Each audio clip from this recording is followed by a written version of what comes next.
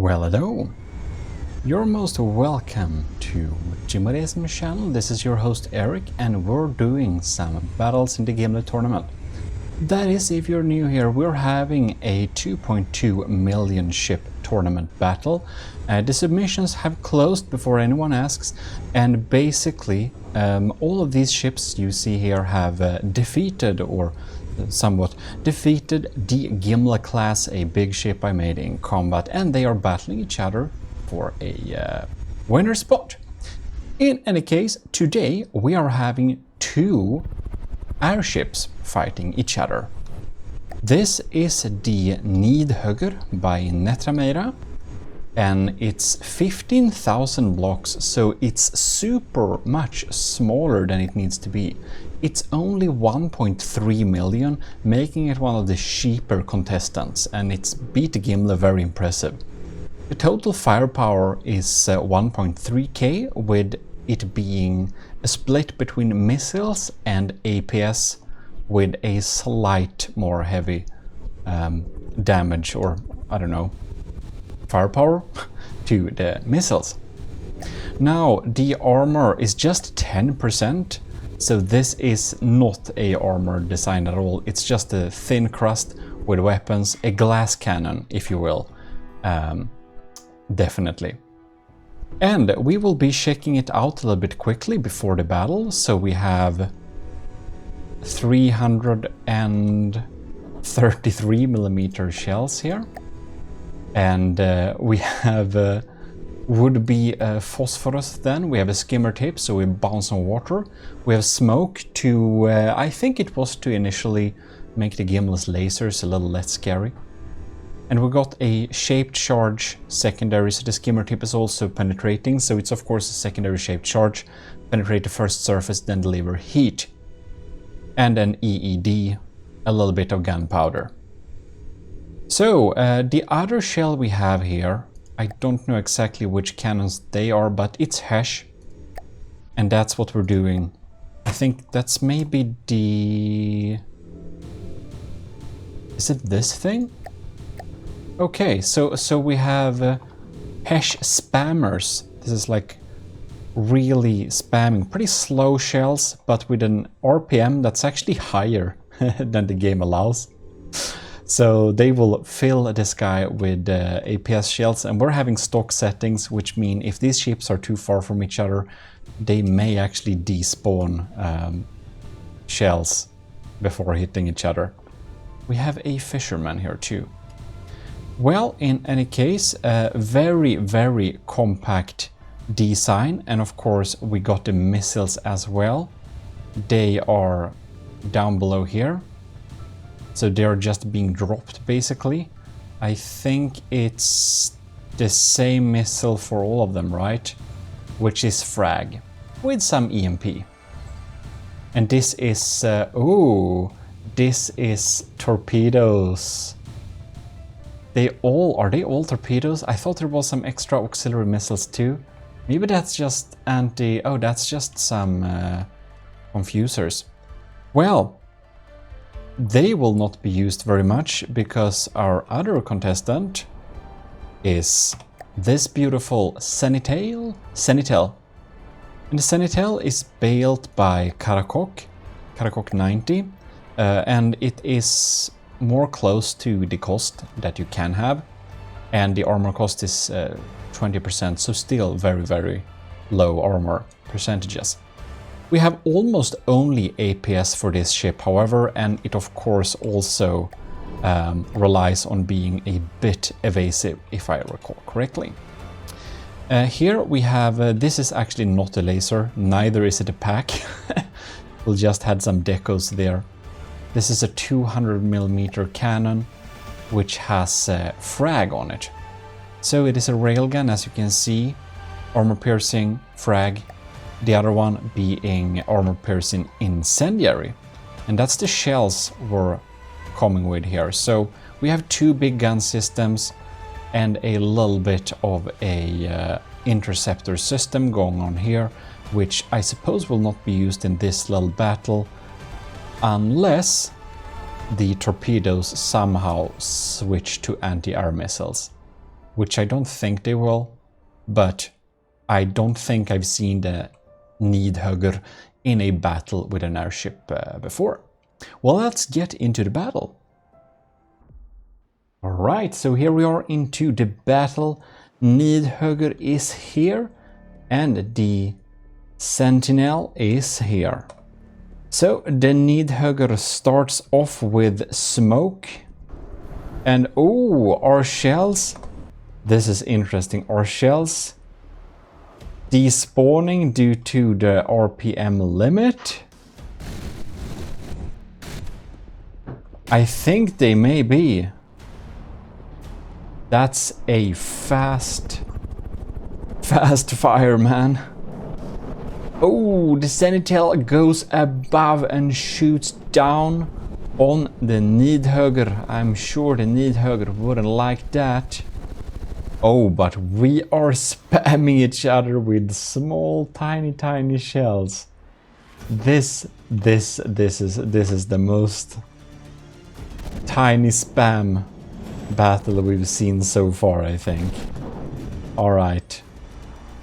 And the RPM of them both are so high, the shells have trouble to reach each other.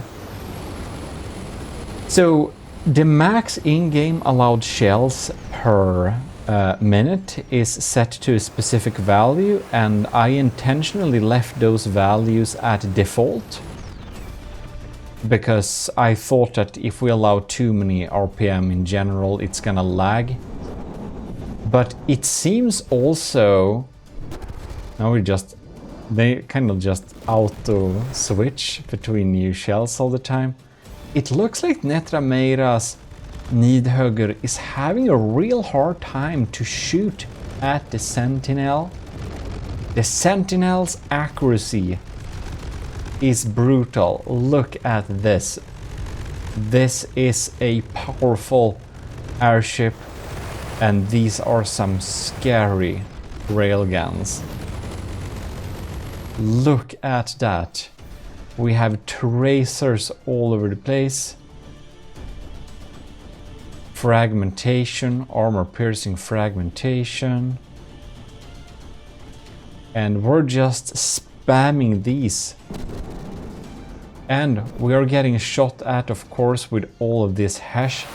But you can see, like, the hash does reach the Sentinel, but Sentinel does dodge them. They're just too slow to touch the Sentinel. Well, I'm sure she's very happy. Not a scratch. 100%. While Netrameira's Nidhugger is down to 83. It's not looking bright for the Nidhugger for the first little battle here. That's for certain. Oh wow, that's quite interesting. I feel we kind of missed something in the front here too. Oh, look at that. We are shedding big APS parts. We're shedding. Oh, bam. This is brutal.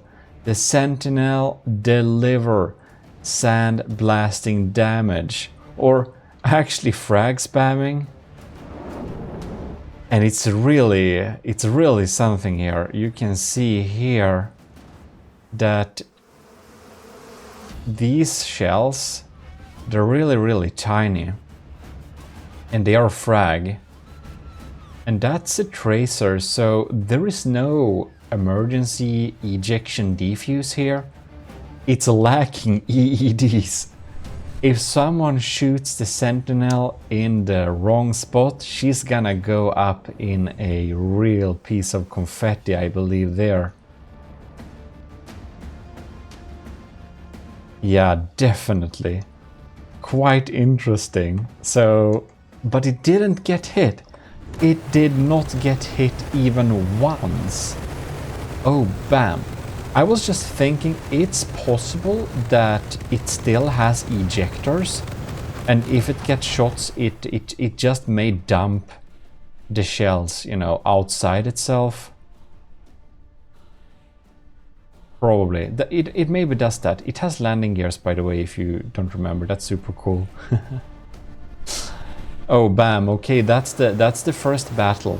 The Nidhugger totally did not survive very well there. That was so much faster than I expected. Well, we will see another battle here. Maybe the Sentinel was just lucky, who knows. Round 2. So, here you can see the missing part. Wow. It lost its head early battle. Look at that. And we are dropping these little torpedoes here. They are super cute, but well, they're not reaching their target here. Poor thing. I wonder... I don't think we reached very far with those shells yet, did we? Let's follow the trace. It's confetti. Oh, yeah, we're just a little bit off here. Okay. Let's keep tuned to Netrameira's Nidhugger here. See if the Nidhugger can hug something, or if it needs a hug. Yeah, that's very funny.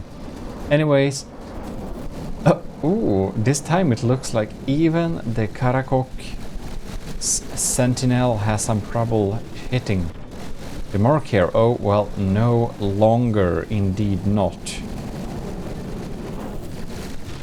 Bam, that is some frag spam.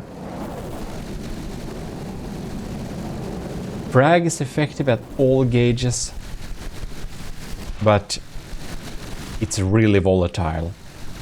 It would be interesting to see if Netrameira would be able to land a shot at the Sentinel somewhere, and perhaps the results change.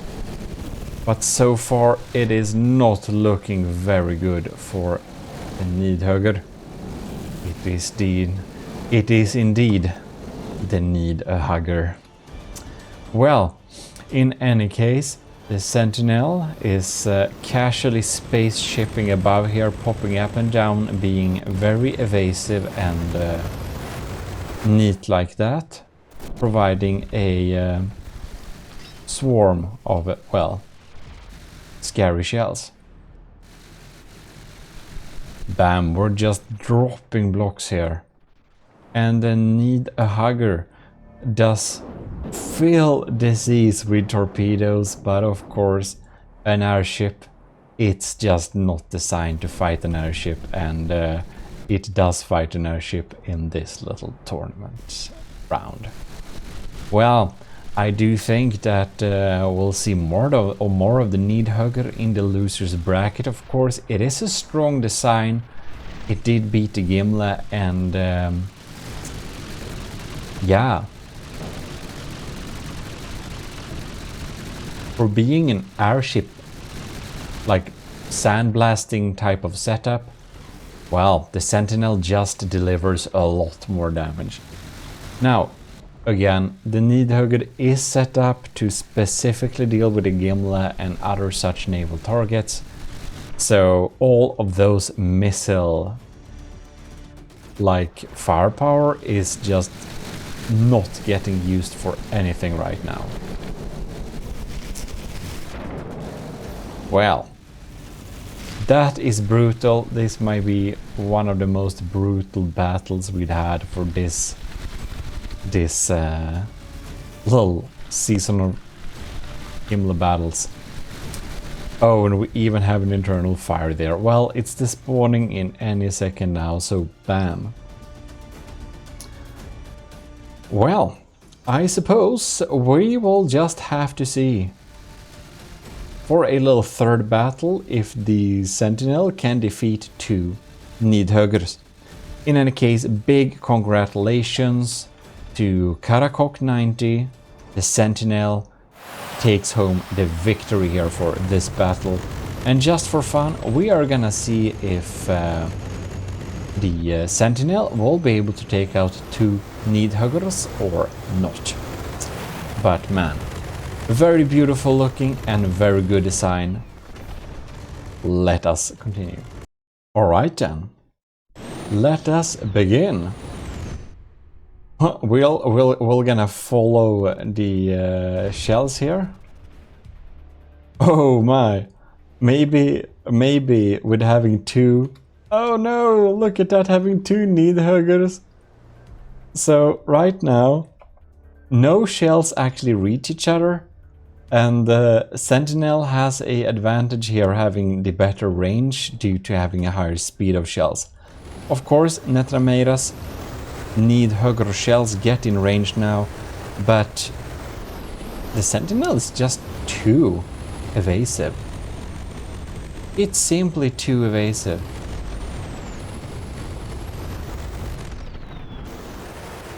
No shells have yet to hit the Sentinel. Well, we're really struggling here to hit it. Of course, some of the shells do despawn here, as we can see. Now when we're keeping this distance, it seems that no shells actually reach each other. Yeah, someone tell me that increasing the... what is it? Max projectile limit, it's called? Does that not cause lag? I assume it does, but if it doesn't, please let me know.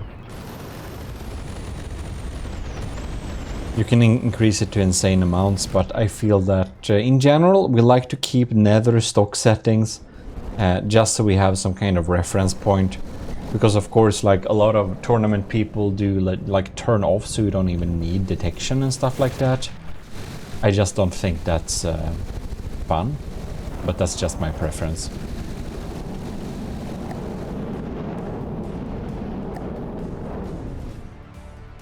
They're just staying too far away from each other. I kind of suspect this battle is probably gonna go absolutely nowhere. Well, in any case, I will just want to say big thanks to all of the commissioned officers in the army of GMODISM as of recording this. We have from top Commodore Owen, Captain Shuro, Commander Ben Wilkie, Commander Delphin, Lieutenant Anto, Lieutenant Cravey, Lieutenants Florus Dagon, Josef Ishovsky, Harbag Reed, Vincent Veritas, Rick Proel and Scooby Rocks. Also big thanks to all of our cadets, and also if you joined the army of GMODISM commissioned officers, big thanks to you too. This is my current list as of recording this. And big thanks to everyone in the ecclesiarchy. If you're watching this video earlier than anyone else, that's probably where you are, indeed.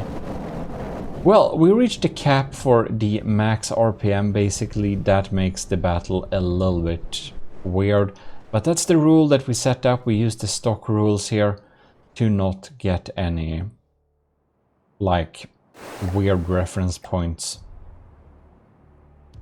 In any case, it really looks like the Nidhugger won't really be able to hit the Sentinel anyways.